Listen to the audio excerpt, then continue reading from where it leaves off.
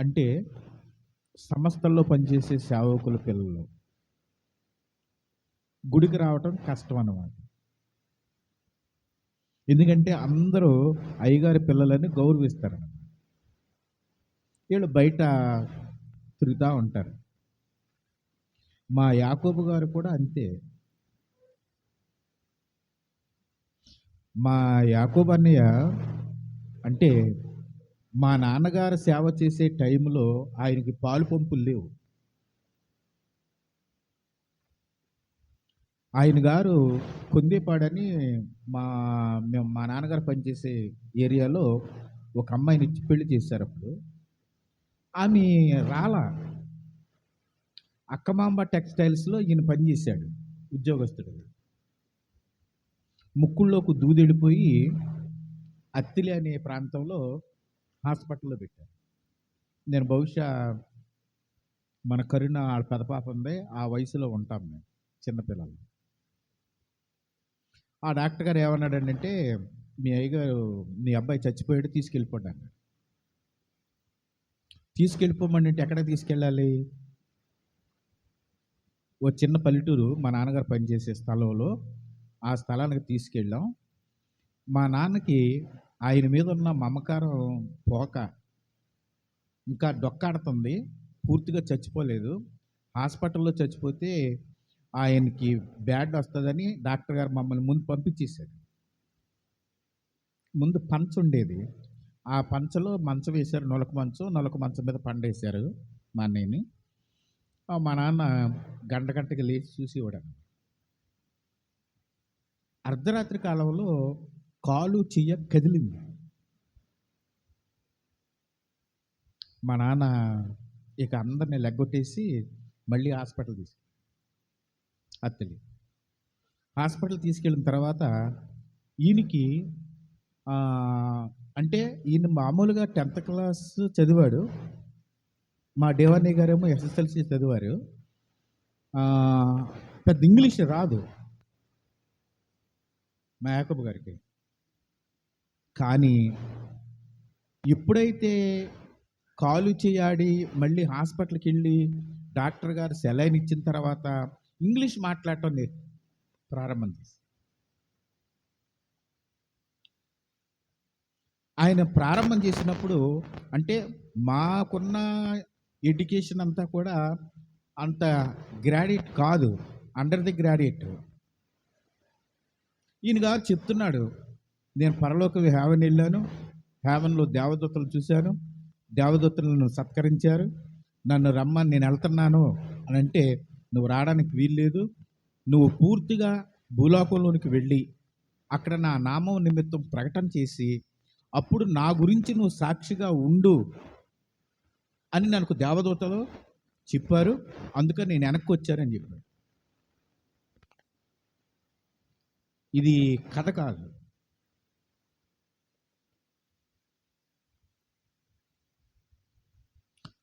మా నాన్నగారు మామూలుగా మేము సేవకులు కదా, మా కుటుంబం మేము అంత స్తోమత కలిగిన వాళ్ళం కాము. మా నాన్నగారు మామూలుగా బాగు చేయించారు, ఇంటికి తీసుకొచ్చాము. 10 రోజులు అయిన తర్వాత మాకు తెలియకోకుండా తెల్లవారుజామని బయటకు వచ్చేసాడు ఈయన. 6 సంవత్సరాలు మాకు కనపడలా. అడిగాం మా బంధువుల దగ్గరికి, మా చిన్నానోళ్ళు ఎక్కడో రెడ్డి సేవలు ఉండేవాళ్ళు పోలవరం దగ్గర, ఆ ప్రాంతానికి ఎక్కడ తిరిగినా మాకు ఆచూకీ దొరకలా. 6 సంవత్సరాల తర్వాత మా అన్నయ్య వచ్చాడు. మా ఎక్కడి నుంచి? ఈ ఊరోళ్ళు ఇద్దరిని తీసుకుని పురుషోత్తపట్నంలో మా చిన్నాన్నోళ్ళ తాలూకు మా బంధువులు ఉన్నారు, వాళ్ళని తీసుకుని మా ఇంటికి వచ్చారు. అంటే నాకు వయసు చాలా పెద్ద లేదు ఆ టైంలో. ఇంకప్పటి నుంచి మా అన్నయ్య గారు తెలుసు. ఈ ఊర్లో పరిచర్య చేస్తున్నాడు. మేము ఎరిగిన టైంలో పరిచర్య చేయడానికి యెషయా గ్రంథం 54 52 ఇప్పుడు మనం చదివింది, 52. ఆ భాగం మా అన్నయ్య గారు సేవ ఫలించడానికి గల కారణం అదే భాగం. మా అన్నయ్య రెండు కార్యాలు. బైబిల్ ట్రైనింగ్ లేదు ఆయనకి, ఇంగ్లీష్ నాలెడ్జ్ లేదు, ఎక్కడ ఒక సేవకుడి దగ్గర నేర్చుకున్నది లేదు. ఆయనకి పరమ గురువు దేవుడే. తెల్లవారుజామున ఎక్కువ ప్రార్థన చేసేవాడు ఆయన, దేవునితో మాట్లాడేవాడు, ఉపవాస మీటింగ్లు పెట్టేవాడు ఆయన. ఈ ప్రజలకి ఈ ఏరియాలో నేను చెప్పే భాగంలో ఇక్కడ కొన్ని గ్రామాల్లో ఆయన పరిచర్య చేశాడు. ఆయన పరిచర్య 2 విధానాలుగా అభివృద్ధి చెందింది. ఆ దినాల్లో మన ఏరియాలో ఎక్కువ దెయ్యాలు ఉండే, కుటుంబాల్లో అలజడి.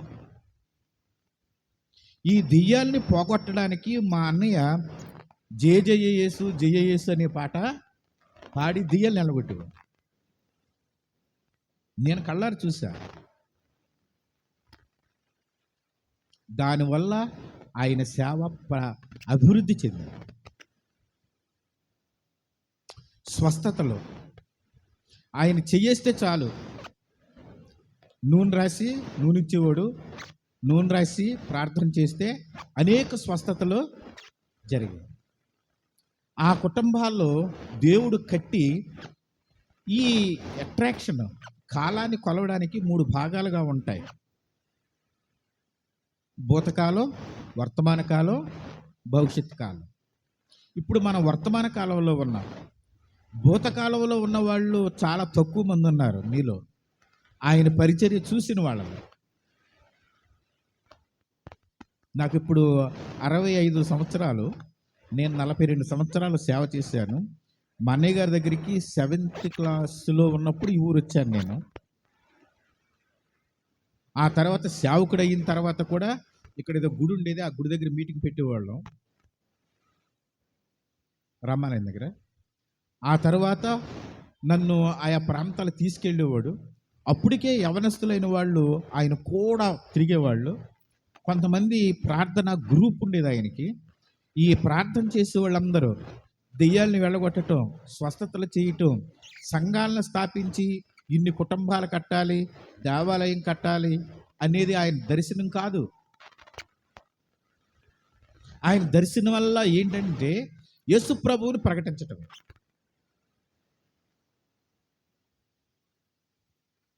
ఆ రకంగా దాదాపుగా 7-8 సంఘాలు ఈ ప్రాంతాల్లో తీశాడు.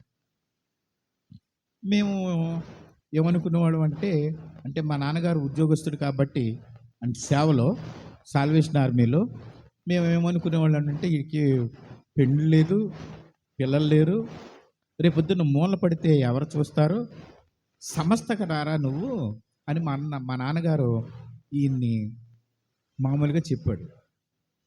మా సంస్థలో ఏంటంటే పెళ్ళైతేనే భార్యాభర్తలో సేవకు రావాలి. ఈయన్ని అడిగారు, మరి పెళ్లి చేసుకుంటావా నువ్వు సేవకి? అప్పుడు రావణగూడెం జగ్గయ్యపేట అని, అది ఒక గిరిజన ప్రాంతం. అది కూడా అక్కడ మామూలుగా సేవ చేశాడు. అక్కడ సంఘస్థులు ఉన్నారు. ఆ సంఘాలని మా సంస్థకి ఇవ్వడానికి ఒప్పుకున్నాడు ఈయన. ఆ సంస్థకి ఇచ్చి ఈయన్ని సేవకుడిగా, అంటే మేము వేసుకునే యూనిఫాము, భవిష్యత్తు ఉంటుంది, జీతం ఉంటుంది, కొంత ఎక్కడ ఇల్లు ఉంటుంది, సంఘం ఉంటుంది అన్న ఉద్దేశంతో మా నాన్న ఈయన ఎంతగానో ప్రోత్బలం చేశారు. పైనుంచి నాయకులు వచ్చారు. నాయకులు రాగానే ఈవినింగ్ ప్రాంతంలో ఆయన గారు కూర్చేసాం. పెద్ద ఆయనకి, మెడ్రాస్ నుంచి వచ్చిన ఆయనకి, మా నాన్న మా అమ్మ మంచి భోజనం వండారు. ఆ రాత్రి కాలంలో కార్యక్రమం, మంచి మీటింగ్ జరిగింది. మీటింగ్లో అడిగారు అన్నమాట ఈయన్ని, అబ్బాయి ఈ రావణగూడెం జగ్గన్నపేట మాకు ఇస్తావా నువ్వు అని అడిగారు. తీసుకోమని. మరి నువ్వు పెళ్లి చేసుకుని ట్రైనింగ్కి రావాలి నువ్వు అన్నాడు. నాకు దేవుడు చెప్పాడు పెళ్లి చేసుకోవడానికి అవకాశం లేదు. నేను యేసు ప్రభునే ప్రకటిస్తా. మీకు ఇష్టమైతే తీసుకోండి, కష్టమైతే మానేసేయండి. బతుకుదేరు చూపించి ఉద్యోగం ఇచ్చేవాళ్ళు అంత గట్టిగా మాట్లాడితే చేర్చుకుంటారండి? కానీ ఈయన కల్లా ఉన్న విశ్వాసం ఏమిటంటే, నేను పరలోకం చూసి వచ్చాను. దేవునికి స్తోత్రం కలుగునుగా. అలాంటి విశ్వాసంతో ప్రారంభం చేశాడు ఈ సంఘం. మా దేవని గారు ఆయన కుటుంబాన్ని గురించి ఎక్కువ బాధ్యత తీసుకున్నాడు. ఈయనేమో ఇల్లు వాకిలు లేకుండా తిరుగుతున్నాడు, సేవ అంటాడు. మరి మా అన్నయ్య గారేమో భవిష్యత్తు ఏంటా అని ఆలోచన చేసేవాడు డేవిడ్ రాజు గారు. మా అన్నయ్యని కనిపెట్టుకుని, అంటే సేవా విషయంలో కాదు, ఆలన పాలన, మంచి షర్ట్ ఇవ్వటం, మంచి కోటు కుట్టించటం, ఈయన ఎక్కడికి వెళ్ళినా ట్రావెలింగ్, కాస్తో కోస్తో డబ్బులు ఇచ్చి మంచి నీట్గా ఒక బ్యాగ్ కొన్నాడు మా అన్నయ్య, మా దేవన్నయ్య. ఈయనకి షూస్, బూట్ వేసుకునేవాడు ఆయన.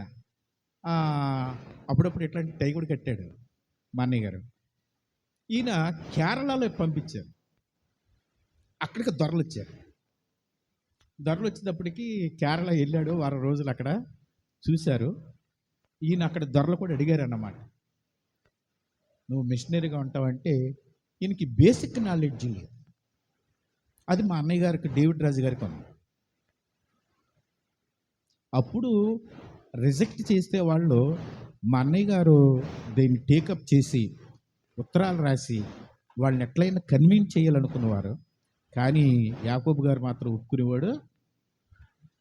ఈయనకల్లా దేవుని వాక్యం ప్రకటించడం, ప్రజలకు దెయ్యాలను నిలబెట్టడం, స్వస్థతలు చేయటం, యవనస్తుల్ని ఏర్పాటు చేసి, నువ్వు ఈ సంఘం చూసుకో, నువ్వు ఈ సంఘం చూసుకో, నువ్వు ఈ సంఘం చూసుకో అని వాళ్ళని అపాయింట్ చేసి వాళ్ళకి భవిష్యత్తు చూపించేవాడు.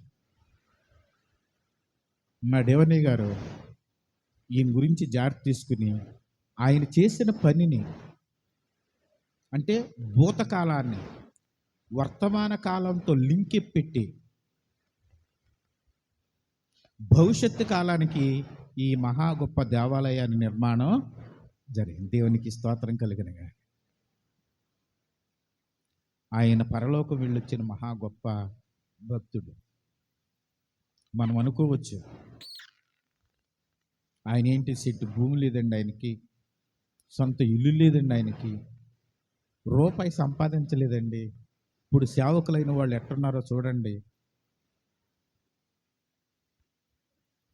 దేవుని దగ్గర ఆయన పేరు వ్రాయబడ్డారు. భవిష్యత్తు యేసుప్రభు వారు ప్రసంగం చెప్తూ ఏమని చెప్పాడంటే, మీరు సొలొమోన్ని, శాభారాణిని మీరు చూస్తారు అని చెప్పాడు. సొలొమోన్ని, శాభారాణి. యేసుప్రభు వారికి వయసు 33 సంవత్సరాలు. శాభ ఎక్కడో రాజుల గ్రంథం 10వ అధ్యాయంలో ఉంది. అంటే దాదాపుగా 6800 సంవత్సరాల క్రితం. మీరు చూస్తారు అని. ఎట్లా చూస్తాం మనం? పునరుద్ధానులమైన తర్వాత మధ్యాకాశంలో మన పితరులందరూ కూడా మృతులలో నుంచి లేపబడతారు. అప్పుడు ఒక్కొక్కరిని పరిచయం చేసుకుంటారన్నమాట. పరిచయం చేసుకుంటారు ఆ లైన్లో. ఇది విశ్వాసాలు ఉన్న వాళ్ళకి. 23వ సంవత్సరము జ్ఞాపకార్థ కూడికగా మనం చేసుకుంటున్నామంటే, ఈ జనరేషన్కి భవిష్యత్తులో రాబోయే ఈ పిల్లలకి యాకోబు గారంటే ఎవరా అనేది ఇక్కడ తెలుస్తుందండి. రేపొద్దుట అంటే దేవుని చిత్తమైతే వాళ్ళు మా ఇంత వయసు వచ్చిన తర్వాత దేవుడు రాకడొస్తే, ఆ రాకల్లో యాకోబు గారిని చూస్తాం, డేవిడ్ రాజు గారిని చూస్తాం, మనం నిలబడతాం. ఈయనండి మా పెద్ద పాస్టర్ గారు, ఈయనండి మా చిన్న పాస్టర్ గారు, వీళ్ళండి మా తాతయ్య, మా నాన్న, మా ముత్తాత, వాళ్ళ వాళ్ళ జనరేషన్కి వాళ్ళు లింకప్ ఇస్తారన్నమాట. మా తాత ఎట్టుంటాడో మాకు తెలియదు, మా నాన్నగారు వాళ్ళ నాన్న. కానీ మా నాన్న చెప్తాడు, ఆయన పేరు యోహాన్ అని, జాన్ అని. ఇప్పుడు ఒకవేళ మా నాన్నగారు, మా అన్నయ్య గారు, మా రెండో అన్నయ్య గారు వీళ్ళందరూ లైన్లో నిలబడ్డప్పుడు మా నాన్న వాళ్ళ నాన్న గురించి చెప్తాడు, వాళ్ళ నాన్న వాళ్ళ తాతను గురించి చెప్తాడు. ఇవి కల కాదు, వాస్తవంగా జరుగుతాయి. కన్నీళ్లు పెట్టుకుంటాం ఆ రోజు. అందుకని నీతిమంతులను జ్ఞాపకము చేసుకునుట మన జ్ఞాపకం చేసుకుంటాం. దేవునికి మహిమ కలుగునుగాక. ఒక్కరైనా, ఒక కుటుంబమైనా ఆయన పేరు చెప్పగానే ప్రతిస్పందన వాళ్ళ హృదయంలో నుంచి వచ్చేటప్పుడు, ఆయన తిరిగినప్పుడు, ఆయన ఆకలిగా ఉన్నప్పుడు ఆయనకి టీ ఇచ్చిన వాళ్ళు, ఆయనకు భోజనం పెట్టిన వాళ్ళు, ఆయనతో పాటు సంచి మోసుకెళ్ళిన వాళ్ళు,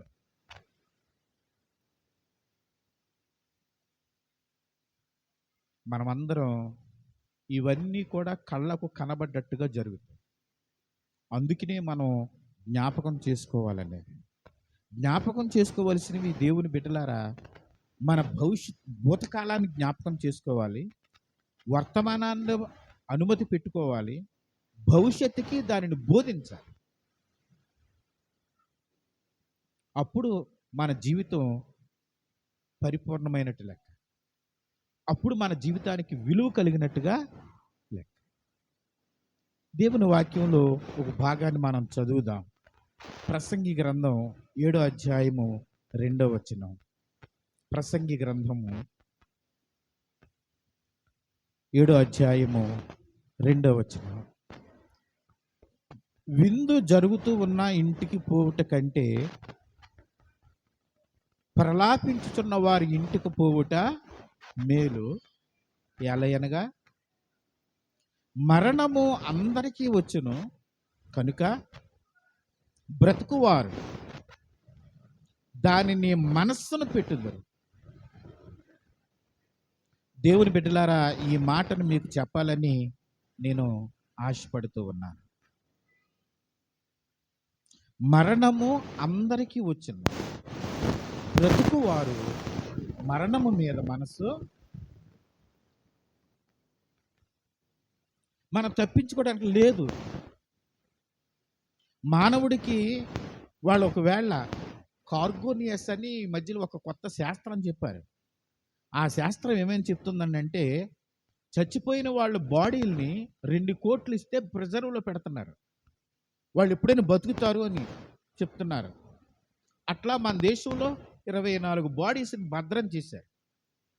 రష్యా దేశంలో లెనిన్ భార్య ఆ బాడీని భద్రం చేశారు. అట్లా గొప్పవాళ్ళు అన్నమాట, మేధావులు. వాళ్ళు చనిపోయినప్పుడు ఈ బాడీని భద్రం చేయాలని అంటే ముందు మనల్ని నాశనం చేసేది రక్తం. ఈ రక్తం తీసేస్తాడన్నమాట, ద్రవం ఎక్కిస్తాడు ఈ నరాల్లో. అప్పుడు బాడీ ఫ్రెష్గానే ఉంటుంది. ఈ బాడీని అంటే ఈ కార్గోనియస్ అనే ఈ థీరీ వల్ల బాడీని భద్రం చేసి ఎప్పుడైనా బతికించవచ్చు. ఇప్పుడు కోడిపిల్లలు, కోడిగుడ్డులు తల్లి రెక్కల నుంచే కాకోకుండా మిషన్లో నుంచి ఎట్లా తీస్తున్నారో కోడిపిల్లల్ని, ఇప్పుడు అమ్మ కడుపులో నుంచి పిల్లలను కాకోకుండా రోబోలోంచి కూడా పుట్టించడానికి ప్రయత్నం చేసి సక్సెస్ అయ్యారు. అలానే ఈ చనిపోయిన మనిషిని కూడా ఎప్పుడైనా బతికించవచ్చు అనేది ప్రయత్నం చేస్తున్నారు. వీళ్ళ ప్రయత్నాలు ఎంతవరకు సక్సెస్ అవుతాయో మనకు తెలియదు. కానీ దేవుని వాక్యం ఏమని చెప్తుందంటే, మన్ను అయినది మరలా, ఇక దీనికి తిరుగులేదు. నువ్వెన్నైనా కార్యక్రమాలు చెయ్యి, ఎంత టెక్నాలజీ రాని, మనిషి మరణాన్ని నుంచి తప్పించుకోవడానికి అవకాశం ఇదే ద్వారం మనిషికి. ఈ ద్వారం గుండా ప్రయాణం చేయవలసిన వాళ్ళమే మనం, మన పూర్వీకుల దగ్గర నుంచి.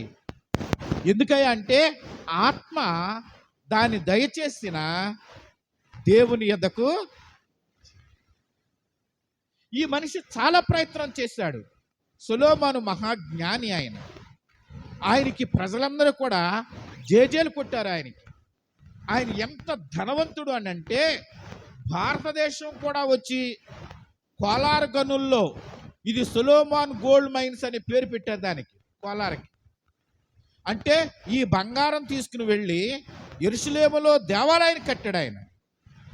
అంత ధనవంతుడు. ఆయన భోజనం దగ్గర రోజు 3,000 మంది కూర్చునేవారట ఆయన భోజనానికి. దాదాపు మనం చూస్తాం 1వ రాజులో 2వ రాజుల్లో 4వ అధ్యాయంలో ఆయన భోజన వసతిని గురించి. ఎన్ని పశువులు కోసేవాళ్ళు, ఎంత పిండి కలిపేవాళ్ళు రొట్టెలకి. 3,000 మందిని కూర్చునేవాళ్ళు. ఆయన భార్యలే ఉన్నారు 1000 మంది, 700 ప్లస్ 300. ఆయన పిల్లలు, ఆయన అడ్మినిస్ట్రేషన్లో ఉన్న నాయకులు, ఎంతమంది ఒకే ప్లాట్ఫారం మీద భోజనం చేసేవాళ్ళు. వీళ్ళని అంత సంపాదించారు. చివరికి ఏమన్నాడంటే ప్రసంగి గ్రంథం 2వ అధ్యాయం 4వ వచనంలో ఈ మాటలు వ్రాయబడి ఉన్నవి. ప్రసంగి గ్రంథము 2వ అధ్యాయము 4వ వచనంలో, నేను గొప్ప ఆయన చేసిన గొప్ప పనులు, ఇల్లు కట్టించుకుంటుని,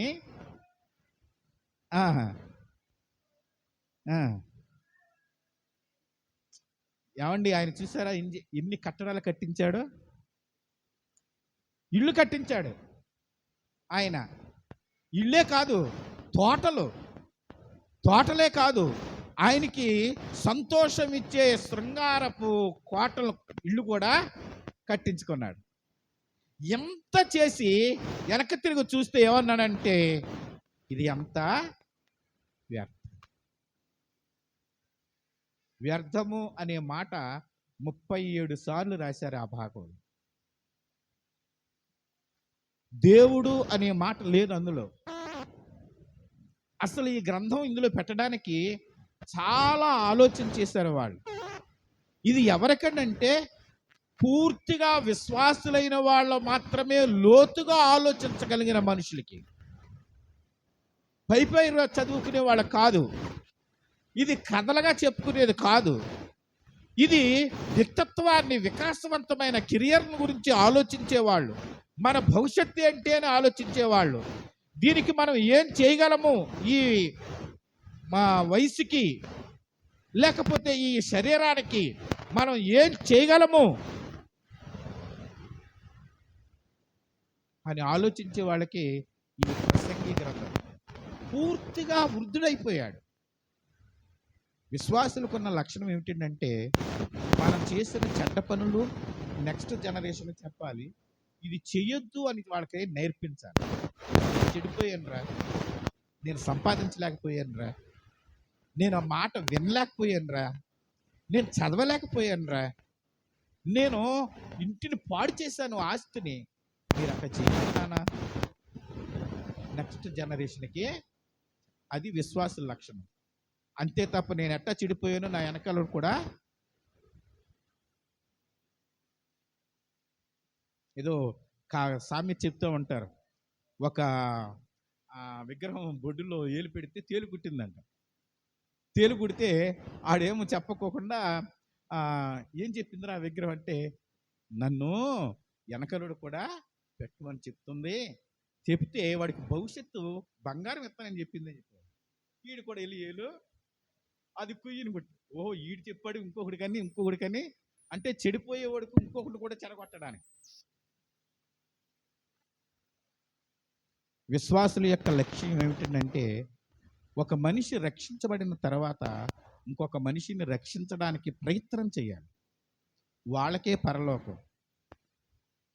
ప్రభువా ప్రభువా అని పిలిచిన వాళ్ళకి కాదు పరలోకం. ప్రభువులో ఉన్న శక్తిని ఎవరైతే ప్రజలకు చెప్తారో, ఏ భార్య అయితే తన భర్త కొరకు ప్రార్థన చేస్తాదో, ఏ తల్లి అయితే తన బిడ్డల కోసం ప్రార్థన చేస్తాదో, ఏ సంఘం అయితే సంఘస్థులు కాని వారి కోసం ప్రార్థన చేస్తారో, ఏ విశ్వాస అయితే అవిశ్వాసుల్ని రక్షణలోకి తీసుకురావడానికి ప్రయత్నం చేస్తారో వాళ్ళకి పరలోకం. మనం తెల్లవారులు చప్పట్లు కొట్టినంత మాత్రాన, పాటలు పాడినంత మాత్రాన, అరిచి కేకలేసి ప్రార్థన చేసినంత మాత్రాన ప్రాక్టికల్గా రావాలి. ఎవరైతే క్రైస్తత్వాన్ని జీర్ణం చేసుకుంటారో, ఎందుకంటే నీ నెక్స్ట్ ఈ జెండా మోసేది ఎవరు, నెక్స్ట్ ఈ బైబిల్ పట్టుకునే వాళ్ళు ఎవరు, నెక్స్ట్ నీ ఇంటిలో ప్రార్థన చేసేది ఎవరు? అమ్మలాగా కూతురు కూడా తల మీద ముసుగు వేసుకుని ప్రార్థన చేసే కూతుర్ని కన్నావా? మీ నాన్నలాగా ఆదివారం రాగానే ఓ తెల్లని షర్ట్ వేసుకుని చంకలో బైబిల్ పట్టుకుని ప్రార్థనకి వెళ్ళే కొడుకును కన్నావా? ఒకవేళ నువ్వు శారీరకంగా లేకపోతే నీ విశ్వాసిగా ఫాలోవర్స్ తయారు చేయి.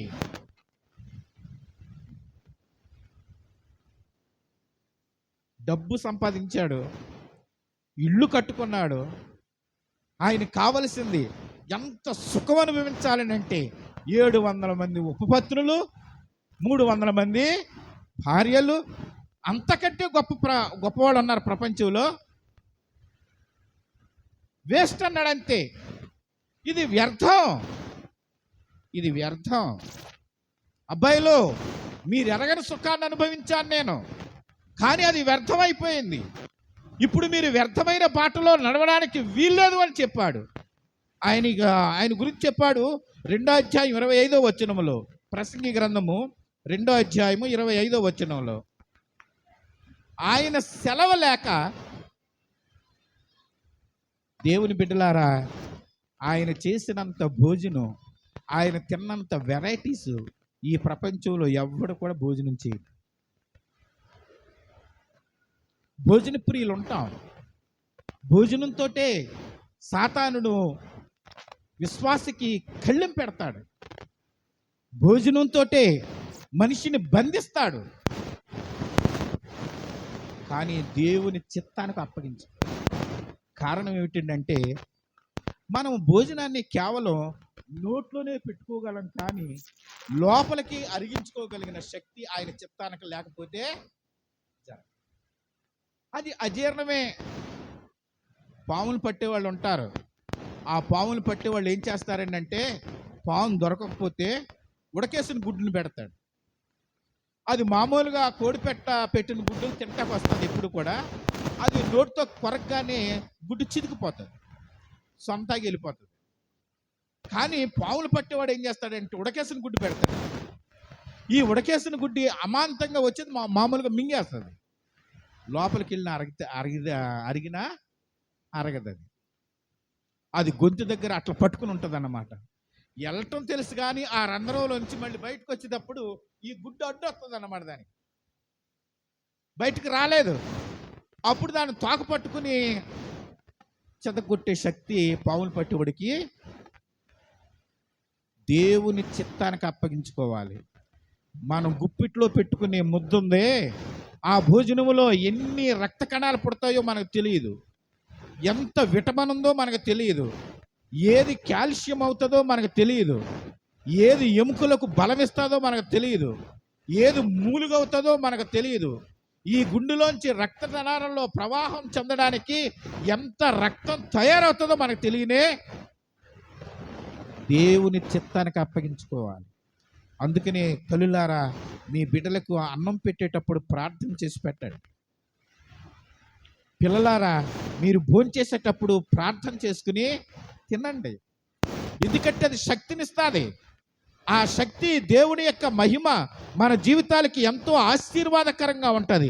104వ దావీదు కీర్తనలు అనుకుంటా, బహుశా అక్కడ ఏమని రాశారేంటంటే, మనం తినే ఆహారాన్ని గురించి రాశారు.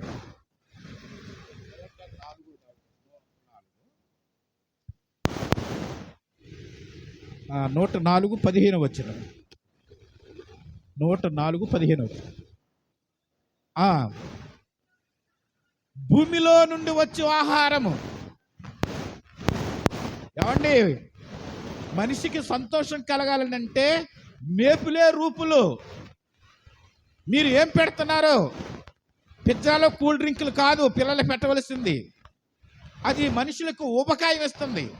ఒక 20 సంవత్సరాలు వచ్చేటప్పటికి, అంటే నెక్స్ట్ ఇప్పుడు 2025 సంవత్సరం కదా, 2045 సంవత్సరం వచ్చేటప్పటికి మనకి పిల్లలు పుట్టరు. కారణం ఏమిటంటే సెల్ ఫోన్, రేడియోస్, మనం తినే ఆహారం, మందులతో తినే ఆహారం. మరి పిల్లలు పుట్టకపోతే ఎట్టండి? నెక్స్ట్ రోబోలు కనిపెట్టారు ఇప్పుడు. అందుకని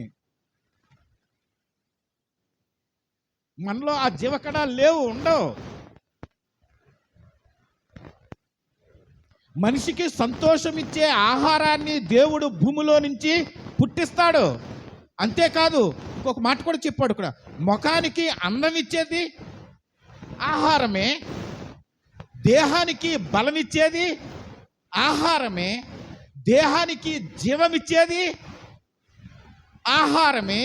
ఈ ఆహారము దేవుని దగ్గర నుంచి వస్తుందంట. దేవునికి మహిమ కలుగును గాక. అందుకనే తల్లులారా, మీరు భోజనం పెట్టేటప్పుడు బిడ్డలకి ప్రార్థన చేసి పెట్టండి. వండేటప్పుడు దేవుని తలంచుకోండి. ఈ బిడ్డకి ఆరోగ్యం ఇవ్వాలని, జీవకణాలు ఇవ్వాలని, శక్తిని ఇవ్వాలని, ఉపకాయం ఇచ్చే విషయాలు కాదు. దేవుడు ఏమని చెప్తున్నాడంటే ఈ భోజనపు కట్టడల గురించి చెప్పాడు అక్కడ. అంతేకాదు 3వ అధ్యాయం 12-13 వచనాలు, ప్రసంగి గ్రంథము 3వ అధ్యాయం 12-13. కావున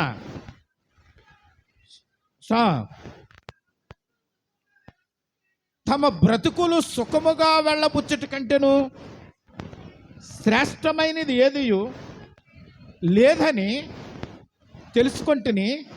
మరియు ప్రతివాడు అన్నపానములు పుచ్చుకొనుట, కష్టార్జితమును సంపాదించి కూడగట్టుట వలన ఇది కూడా వ్యర్థమే అన్నాడు. మళ్ళీ మనకి ఏది ఈ లోకంలో సుఖ సంతోషాలు కానీ, కష్టార్జితాన్ని సంపాదించి డబ్బులు కూడబెట్టినందువలన మనకి సంతోషం కలుగుతుందని మీరు యోచిస్తున్నారే, దేవుడు లేకోకుండా ఇవేమి జరగవని చెప్పాడు. ఇప్పుడు పిల్లకాయలు అందరూ కూడా యాపిల్ ఫోన్ వాడుతున్నారు కదండి, అది స్టేటస్. వాళ్ళకి తింటాకి మెతుకులు లేకపోయినా కానీ 60,000 రూపాయల ఫోన్ కావాలండి. దానికోసం దొంగతనాలు చేసేవాడు ఉన్నారు, దానికోసం చంపేసేవాడు ఉన్నారు, మర్డర్ చేసేవాడు ఉన్నారు పిల్లల్లోనే.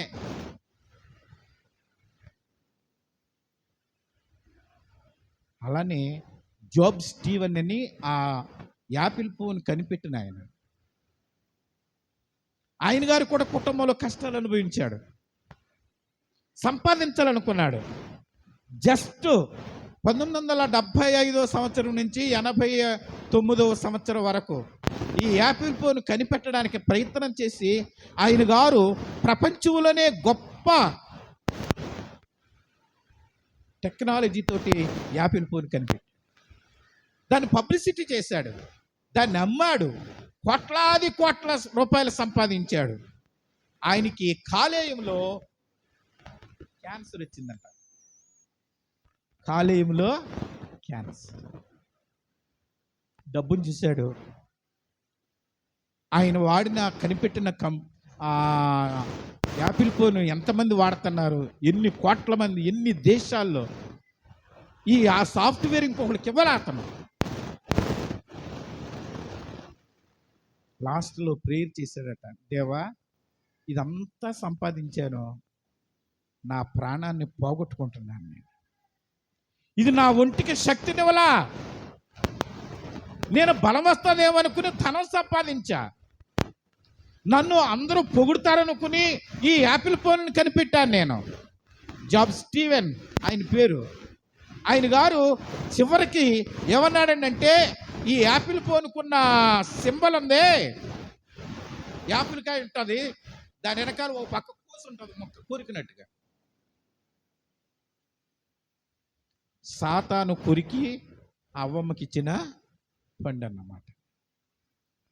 నా జీవితం అట్లా అయిపోయింది. అందుకనే దేవుని బిడ్డలారా, మనము 5వ అధ్యాయం 10వ వచనములో, 5వ అధ్యాయం 10వ వచనము, ప్రసంగి గ్రంథము 5వ అధ్యాయం 10వ వచనము, ద్రవ్యమును ఆపేక్షించేవాడు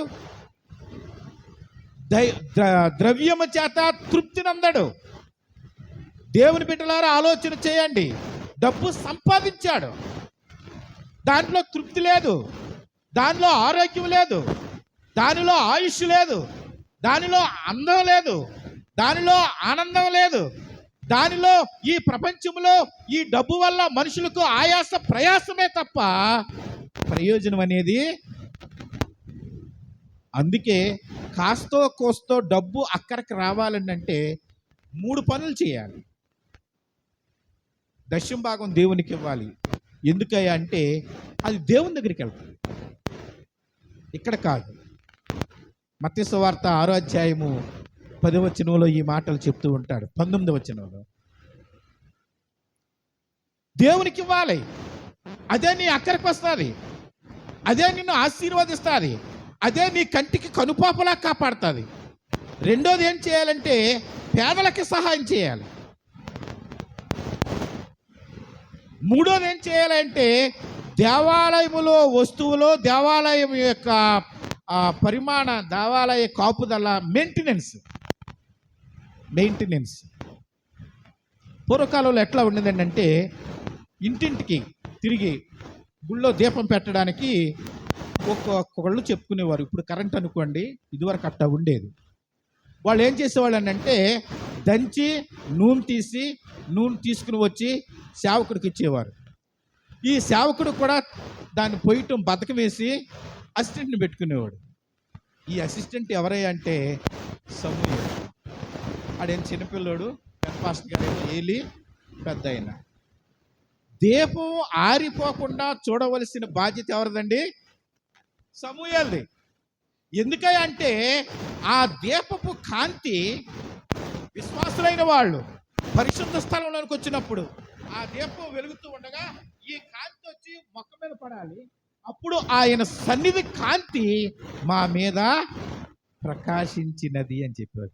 దేవునికి స్తోత్రం కలిగిన గాక. లెమ్ము తేజరిల్లుము, నీకు వెలుగు వచ్చింది. సంఖ్యాకాండం 6:24 చెప్పిన ఆయన సన్నిధి కాంతి. అందుకనే వెళ్ళి దీపం చూసి రావాలి.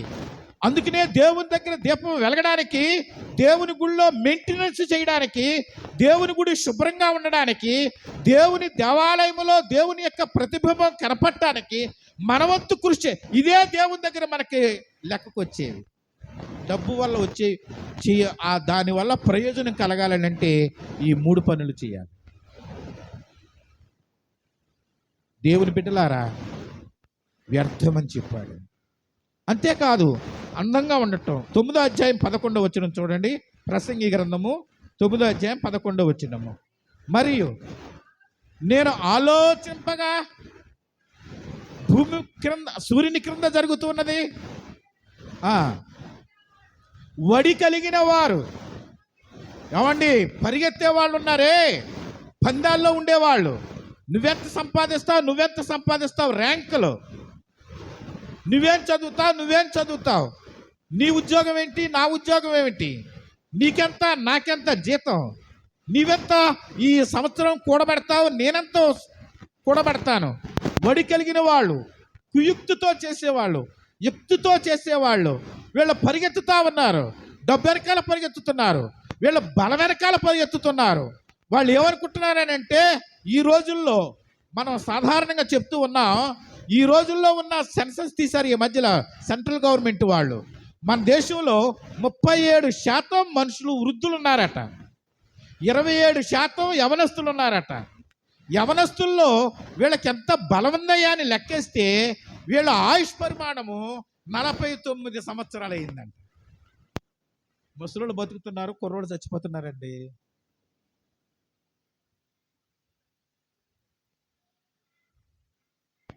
అమ్మ నాన్న మాట ఎంటోలా గురువునే తగలబెడుతున్నారు. వీళ్ళు టీచర్లు లెక్క చేయట్లేదు. వీళ్ళ చదువుకోవడానికి పంపిస్తే వాళ్ళు గంజాయికి అలవాటు పడతారు, తాగుడికి అలవాటు పడుతున్నారు. వ్యసనాలకు అలవాటు పడుతున్నారు. 49 సంవత్సరాలు వచ్చిందంట వీళ్ళకి ఆయు పరిమాణం. నిన్న మన పేపర్లో మీరు చదివి ఉంటారు. 37% ముసలోళ్ళు ఉన్నారు. వాళ్ళు బాగా చెడ్డ అలవాట్లకు దూరంగా ఉండి ఏ సద్దనమో ఉల్లిపాయ నంచుకుని తిని వీళ్ళ ఆయుష్ని పెంచుకున్నారు. కానీ ఇప్పుడు వచ్చే కుర్రకారు ఉన్నారే యవనస్తులు, ఎక్కువ ఆత్మహత్యలు 29 సంవత్సరాలు లోపోళ్ళే.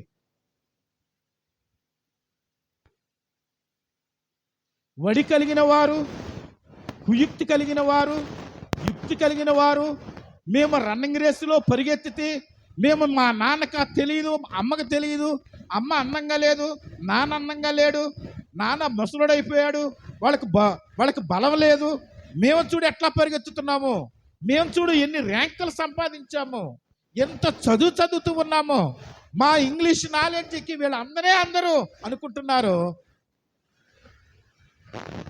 11వ వచనంలో ఏమని చెప్పాడంటే వారు ఓడిపోతున్నారు.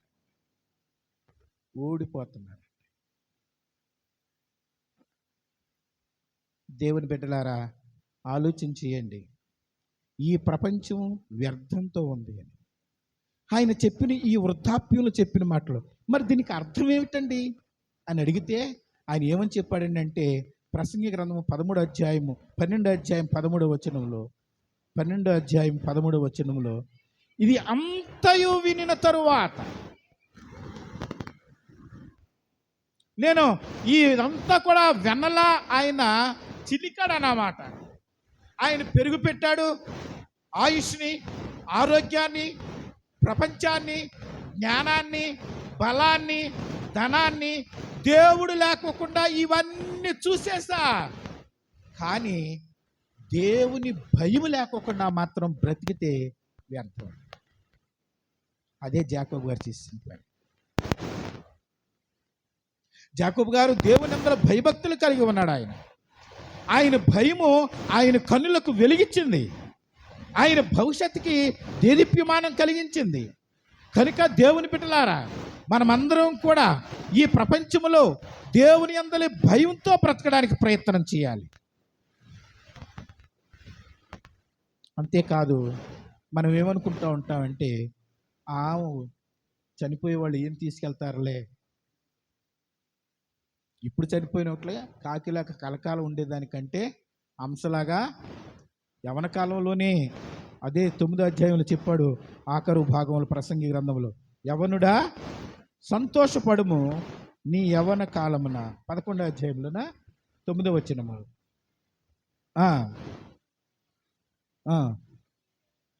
నీ కోరిక చెప్పినను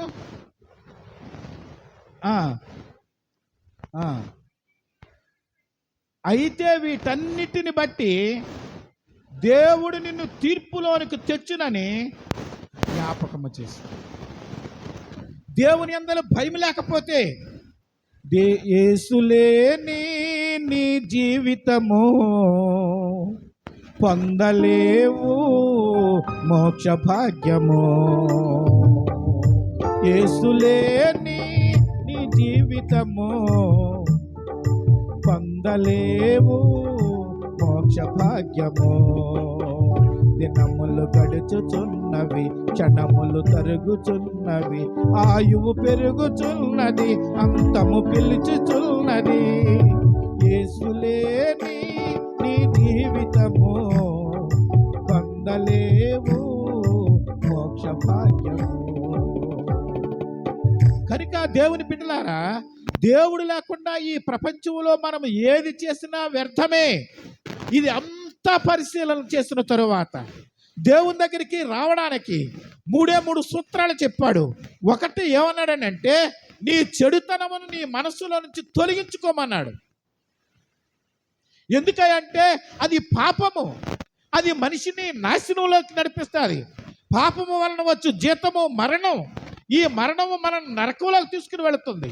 దాన్ని తొలగించుకోవాలని చెప్పాడు. రెండోది ఏం చెప్పాడంటే దేవుని అందులో భయం కలిగి బతకాలి. నేను చూస్తుంటే, నేను చేస్తుంటే, నేను నడుస్తూ ఉంటుంటే, నేను పిల్లిలా ఒక్కదాన్నే పాలు తాగుతున్నాను అనుకుంటున్నాం మేము. ఒకవేళ ఏం కాదు, ఏం కాదు. మనల్ని మన సెల్ ఫోన్ పట్టిస్తుంది, మనల్ని మన భయం పట్టిస్తుంది, మన నడక పట్టిస్తుంది, మన మాట పట్టిస్తుంది, మనల్ని చూసే ప్రజలు మనల్ని పట్టుకుంటారు. వీటన్నిటిని పట్టుకున్న తరువాత వీటన్నిటికీ చేత కాకపోతే ఒకవేళ ఆకాశం ఆలకించు, భూమి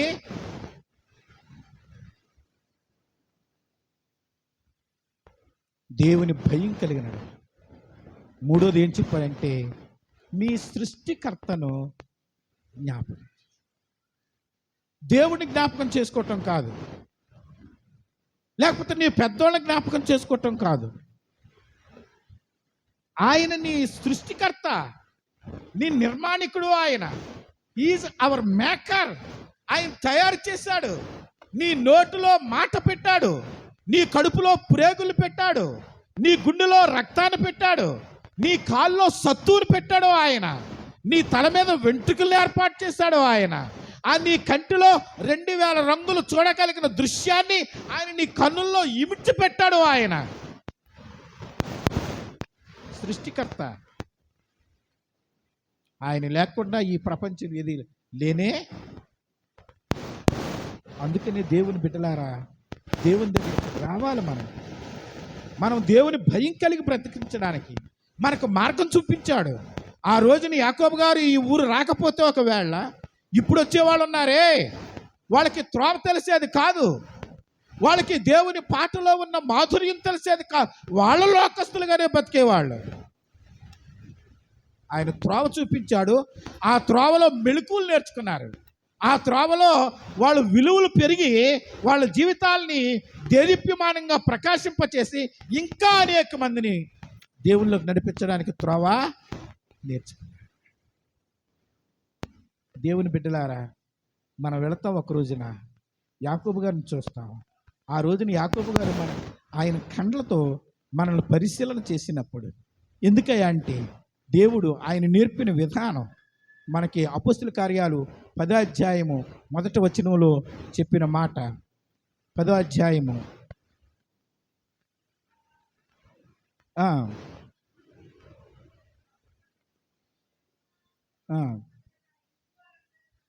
తన ఇంటి వారి అందరితో కూడా దేవుని యందలి భయభక్తులు కలిగి, దేవుని బిడ్డలారా అన్యుడే కానీ ఆ ప్రాంతానికి వచ్చాడు. ఆ ప్రాంతంలో సువార్తను విన్నాడు. సువార్త విన్న తరువాత ఆయన చేసిన కార్యాలు చూడండి. ఆయనలో ప్రకంపనలు కలిగించాడు. ఆయన ప్రస్తుతానికి ఆయన జీవితానికి కలిగిన మేలు ఏమిటాయి అంటే ఈ క్రైస్తవులు ఏం చేస్తున్నారో చూసి నేర్చుకున్నారు. దాన ధర్మాలు చేయటం తెలుసుకున్నాడు. ఇదివరకు దానం చేయటం అంటే రాగి పైసలు వేసేవాడు. ఇదివరకు దానం చేయటం అంటే గుప్పుడు బియ్యం వేసేవాడు. ఇదివరకు దానం చేయటం అంటే అన్నం తినేటప్పుడు మొట్టమొదట లేకపోతే ఆఖరిలో ఉన్న ఎంగిలి మెతుకులో. క్రైస్తవులు వచ్చారే, యేసుక్రీస్తుని నమ్ముకున్న వాళ్ళు, క్రీస్తు ప్రేమను పొందిన వాళ్ళు దశమ భాగంలో ఇవ్వటం ప్రారంభం చేశారు. వాళ్ళు ఇచ్చే అమౌంట్ చూస్తూ ఉంటుంటే, వాళ్ళ కష్టార్జితాన్ని చూస్తూ ఉంటుంటే, సంఘాలు కట్టడానికి, దేవాలయాలు కట్టడానికి, వాళ్ళ ఆస్తుల్ని దేవుని సన్నిధిలో కూడబెట్టుకోవడానికి దేవుడు వారికి ప్రేరేపించిన కొలది వాళ్ళు చేస్తున్న కార్యాలు. మీ ప్రేమ గొప్పది అని చెప్పాడు. మీరు ఇచ్చే ఉన్నదే అది పరలోకములో దేవుని యొక్క ఆశీర్వచనాలు కొలమానవ లేకోకుండా మీరు ఇచ్చేది కొద్దిదే అయితే మీరు గుప్పిట్లో వేస్తే ఒకవేళ ఆయన పంచలోనట ఆయన కొంచాలతో కొలిసట అడిచి కుదించేటట్టుగా దేవుడు మనకి మీరు ఇచ్చేది 30 అయితే ఆయన ఇచ్చేది 100 చేస్తానని వాగ్దానం చేసి. ప్రపంచం ధనం వైపు నడిచింది క్రైస్తవులు వచ్చిన తర్వాత. ఇదివరకైతే దరిద్రులుగానే ఉండిపోయారు. దరిద్రులుగానే ఉండిపోయారు. మన దేశంలో ఆకలితో బాధపడేటప్పుడు, నూకలిచ్చి గింజన్నం పెట్టేటప్పుడు యేసు ప్రభు నమ్ముకున్న విశ్వాసులు వచ్చి మనకి పనికి ఆహార పథకం ప్రకారంగా బకింగ్హామ్ కాలువ తవ్వించడానికి ప్రయత్నం చేశారు. దాని ద్వారా పనికి ఆహార పథకం ఏర్పాటు చేశారు. కష్టపడేవాడు కడుపు నిండా తినాలి, కష్టపడేవాడు సంపాదించుకోవాలి, కష్టపడేవాడు వాడు పిల్లలకి అన్నం పెట్టాలి. ఎక్కడి నుంచో వచ్చి మనకి సహాయం. క్రైస్తవుల వల్ల, నీ వల్ల ఎంతమంది, యాకోబు గారి వల్ల ఎన్ని కుటుంబాలు బాగుపడ్డాయి, ఎంతమంది దేవుని మాటలు నేర్చుకున్నారు, ఎన్ని పాటలు నేర్చుకున్నారు, ఎన్ని సంఘాలు. ఒక్కడు విద్య లేని ఒక్కడు, పరలోకి వెళ్ళి తిరిగి వచ్చిన ఒక్కడు, మన ఊరిలో మహోత్కార్యాలు చేసిన ఒక్కడు చేసిన కార్యమే. దాదాపు 7-8 మంది పాస్టర్లు లేరండి యాకోబు గారి ద్వారా.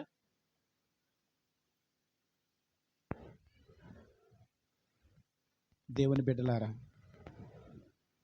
మనం అలాంటి కార్యాలు చేయడానికి ఆయన దారి చూపించాడు. ఆ దారిలో నడుస్తున్న మనం ఇంకా దాన్ని విస్తరింపచేసి మన సంఘాన్ని, ఈ త్రోవను దేదీప్యమైన త్రోవగా చేయడానికి మనల్ని మనం ప్రోత్సహించుకోవాలని, నడిపిస్తూ ఉన్న సేవకుల ద్వారా మనం ఇంకా ముందుకు నడవాలని మనం చేస్తూ దేవుని వాక్యాన్ని వినిపిస్తూ ఉన్నాం. దేవుని మాట దీవించును కాక.